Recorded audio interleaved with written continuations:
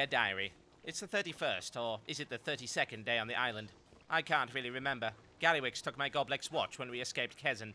I had everything. A doctorate in hedge funds and Ponzi schemes from the University of Goblin Economics. A promising career as CEO of KTC International, and look at me now. Stuck on an island, with only 8 outfits and 20 pairs of shoes. It's like living in a gutter. Worse still, I'm surrounded by idiots who can't do anything right and keep sending me on these foolish errands. My boyfriend dumped me, useless lump, and I can't even check my Facebook on this godforsaken island. Oh, and there's polar bears everywhere. Somebody keeps eating all the food, and I'm stuck in a volcano. Could this day get any worse? I doubt it. Sincerely, hi YouTube. Ladies and gentlemen, my name is Totalbiscuit of the WoW podcast. Blue please on cynicalbrit.com. Welcome to Goblin 5, the point where they should have stopped making sequels entirely, because the franchise is dead. Now we have a quest. As tends to happen in World of Warcraft, this quest is to acquire fire glands from the children of the turtle god, i.e. these dudes. So we stab them a bit and we steal their glands. It's fantastic. Now, you might ask, why are we doing this, Totalbiscuit? Why would we be slaying turtles? For what possible purpose? Well, firstly, we're going to turn those glands and the rocket boots into a bootzuka, obviously. Why didn't you see that coming? This is the goblins we're talking about. The solution to everything is to blow it up. However, one might ask why exactly we would want to blow anything up. Well, for one, with the goblins, we just want to blow things up by default. But two, there is a large, very large, in fact, turtle inside that volcano. Now, why do we have to kill the turtle inside the volcano, Totalbiscuit? Well, it's a simple answer. The turtle is, in fact, the pygmy god Valkanoth, and they've been feeding the captured goblins to him. Not that great. So the only way to save our people from the ravages of the pygmies is to slay their god. And how do we do that? A rocket launcher. However, before that, we have to do this generic kill quest that takes a little bit too long, but thankfully there are plenty of mobs to slay. I have a feeling on launch day that might not be the case. The respawn times will be sped up to ludicrous levels, which could be really unpleasant when you think about it. We're surrounded by aggressive turtles, and they breathe fire too. Well, in another life, the goblins and the fire-breathing turtles of the Lost Volcano may have gotten along, but at the moment, that is not to be. There's a reason why there's no goblin druids. The propensity for slaying nature's creatures seems to be high on their agenda. Okay, so we have the bootzuka. Are you ready for a raid, boss? No, really. I'm deadly serious. I have to get out of the way of the pygmies first. Now they all have fire swords, so that's even more unpleasant. Oh, just stop. You know what's going to happen here. It always ends the same way. I don't know why they bother. They never learn. Ba-ba-ba-ba-booey, indeed. Okay, Valkanoth, a rather large turtle. We have to fire the bootzuka, which apparently does some splash damage to the cavern. But, of course, nothing could possibly go wrong there. That is one big death turtle. And he doesn't look happy to see us at all. It's okay, we have our goblin bootzuka. We shall open fire. Fire the missiles! Wow, that didn't do too much. And we are being told to get the hell away from the breath. Right, well, I think it will be more convenient if we actually put this on our hot bar in a minute. We can shoot from over there, so it's not too big a deal. Right, where is it? I'm not having another mistake like the quest from hell. Thank you very much. So, what's the purpose of this quest? Well, it teaches you a very important lesson. Stay out of the fire. Don't stand in the fire, people. This is probably the best piece of tutorial content you could ever get in WoW, considering how many people consistently fail. I wish it killed you, but it doesn't. It just does a massive amount of damage. You can't eat 2 in one go. Since you're in combat for the entire time, it doesn't regenerate. So you get to make one mistake, which I suppose that's reasonable. It speaks volumes that this particular level 11 quest is actually harder than Hagen the Unclean in the new Naxxramas. Down you go, and that little bit of frame skip means a phase. Oh god, I'm sure there used to be a door there. Apparently not. Gotta find our way out of here. Rocks falling from everywhere, we appear to have some kind of fiery debuff. But that's not very unpleasant at all. And our quest indicator is telling us to go to a place we can't get to. It's not all that helpful, is it? Where do we go? Up here, perhaps? A little bit of exploring? Nope. Doesn't look to be anything there. Let's get to higher ground and get a vantage point. Maybe we can spot where we need to go from here. Look around. Nope, not here. Here. Oh dear, oh dear, oh dear. I'm gonna die in here alone. Never having experienced some of the wonders of life. Like Old War 25. Aha! There you are. I should have just turned the particle effect off. I could have seen that through the mist easily. Conveniently, a flying machine with mysterious vertical takeoff and landing capabilities, despite the fact that it's blatantly not designed for that. Have a good one. What can I say? It's Goblin. Let's get the hell out of here. Now, what does this remind you of? Everything ever. Nice bit of derivative content. Blizzard does it so well, though.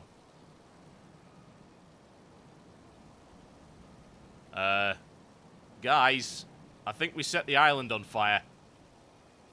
Oh dear. Not much left of the Umlaut village, is there?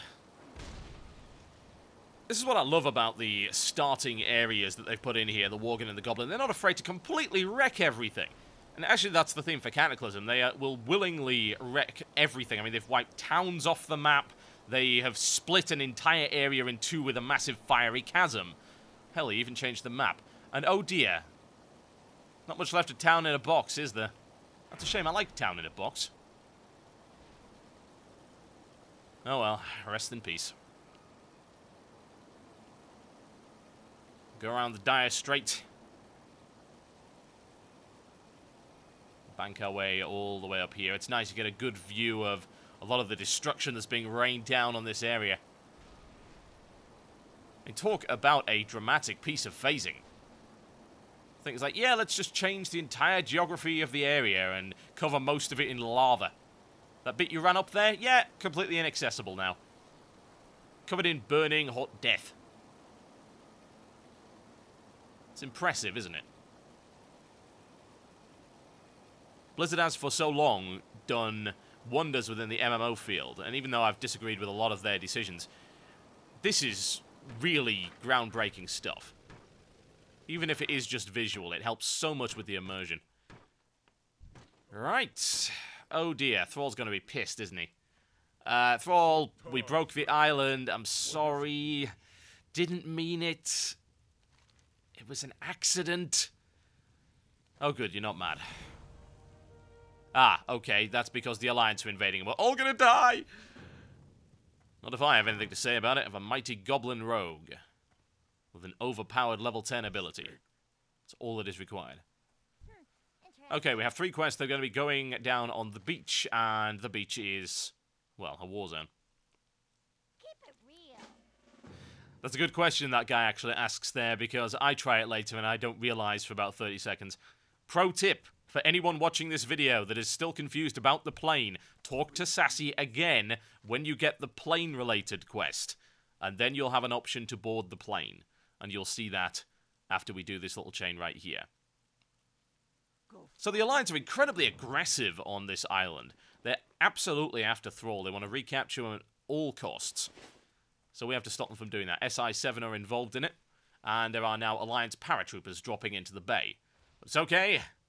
I shall rocket my way into combat. Oh. I see. Let's try that again. Now, as much as I despise the idea of safety features on Goblin technology, I mean, that's for sissies, girls, and Alliance. Wait a minute. That's the same group. A parachute would have been great, honestly. Maybe some skis as well. A little bit of Tribes 2 action for some nostalgia there. Okay, 15 Alliance paratroopers. That isn't as difficult as you might think. They're not all that tough, but you do have to be careful. They will path along and they will aggro you if you get too close. So you can end up with multiple characters attacking you. Not all that great. You also have to blow up these landmines, which I was very disappointed don't do damage if you manage to throw them near an Alliance paratrooper. Oh look, a giant stack of people to Blade Flurry.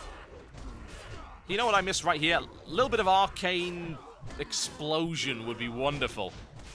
It's like, hey, quest complete. Wonderful.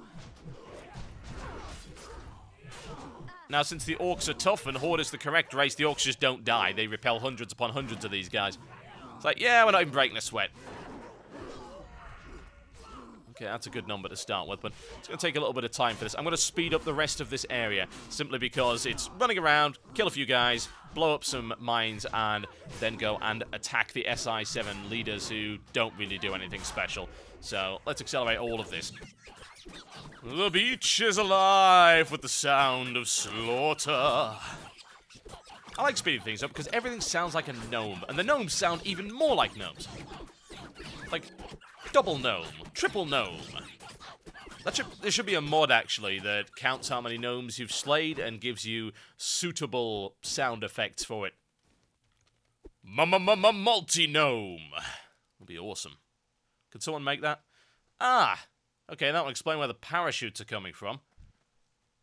Gnomish stealth fighters. And needless to say, they're not very stealthy at all. That's a gnomish engineering for you. Never works. Now, expect to see me completely cutting out bits of this just because it takes so long to traverse this beach. It is a long run. Now, I've expressed concerns in the past that some of these quests aren't going to work so well on launch day simply because of the number of people trying to do them. Now, some people rightly pointed out that the spawn rate is affected by the number of people in the zone at the time. That's something that I believe was introduced with Wrath, and it made questing an awful lot easier.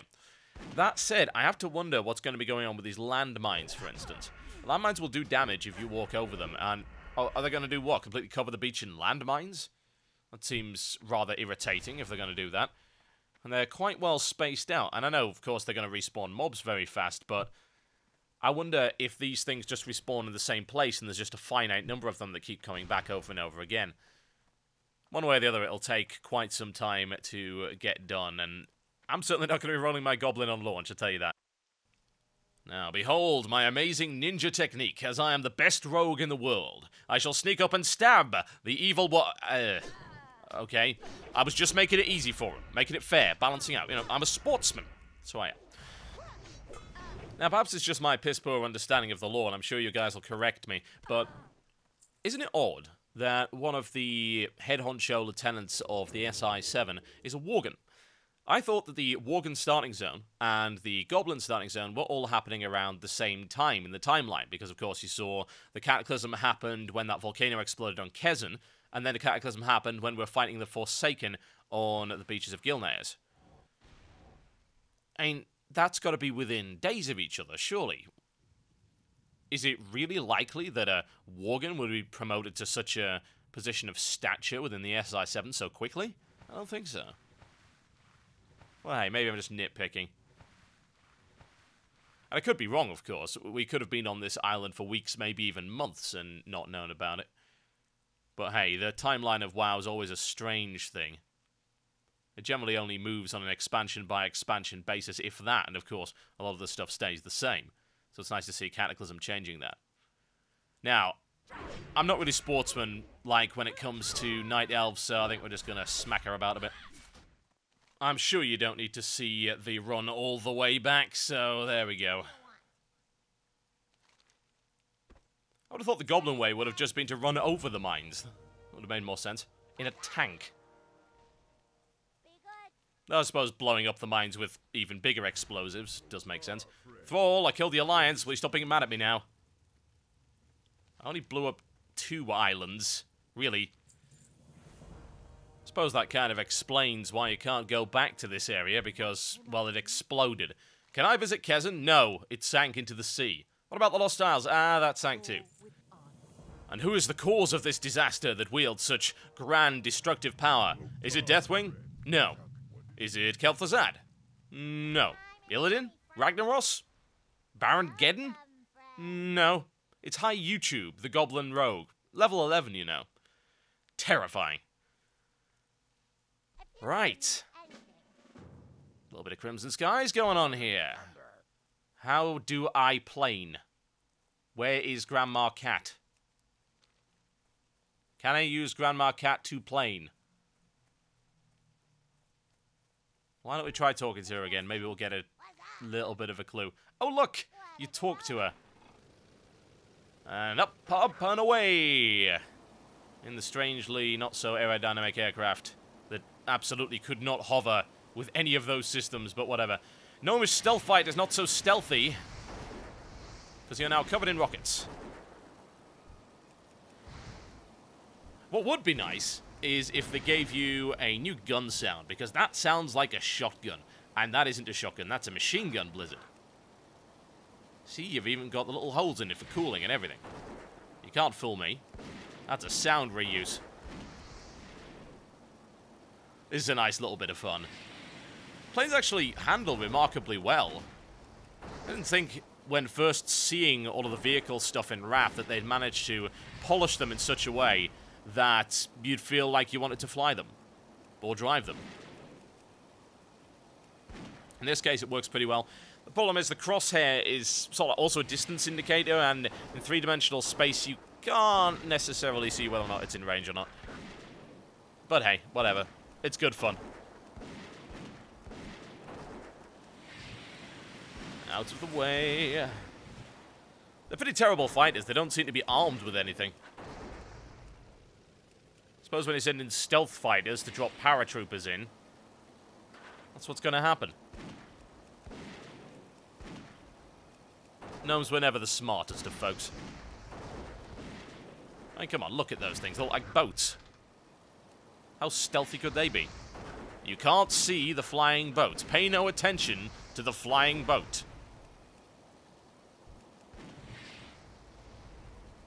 Just a couple more. These homing rockets seem to have a mind of their own, which is totally suitable, because this is a Goblin aircraft. Just spam the button, eventually they may fire, and they take up the vast majority of the health of a plane somewhere that may or may not be behind you. Sounds like Blink all over again. Yes, indeed. Mage Blink. Going in the wrong direction since 2004. Might as well use this opportunity to have a little bit of a look at what's going on over there. Let's have a flying mount at level 11. Wow, that is quite the mess. Well, it only devastated half the island. I'm sure we'll be fine. Now, I wonder if they've equipped this thing with a parachute. Let's find out. Just in case they haven't. And dismount. Oh, wonderful. Always nice to be surprised by Goblin common sense, which is rarely, if ever, common. Yeah, what do you want? I swear, I like those rocket boots, but really, they are such a useless 2-minute cooldown.